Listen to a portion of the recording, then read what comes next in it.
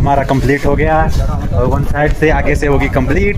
अभी जाएंगे हम खाना खाने, लंच टाइम है तो आप भी हमारे साथ चलिए लंच पे और देखते हैं लंच में क्या खाते हैं। अभी हम तो बन रही है हमारे साथ ब्लॉग में और देखते हैं क्या क्या होता है।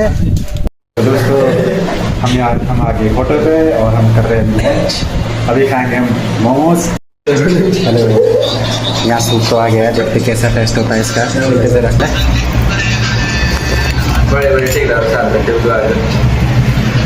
भाई लोगों यार कुछ ठीक टेस्ट नहीं है इसका। ये तो 10 रुपये वाला टेस्ट, 10 रुपये का सूप नहीं मिलता है, उससे भी बड़ा घटिया टेस्ट लग रहा है। टेस्ट करते ज़रा कैसा टेस्ट इसका।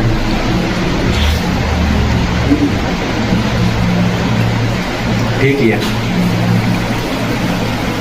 सीन हो गया इस होटल में हमारे साथ एक गैस यार, उस होटल में हमारे साथ एक सीन हो गया। खाना तो ऐसा था ना, पहुँचो मोमोज ऐसे बासी थे ना माँ कि ऐसा लगता कि 3-4 दिन के थे। चटनी तो ऐसी लगी थी 10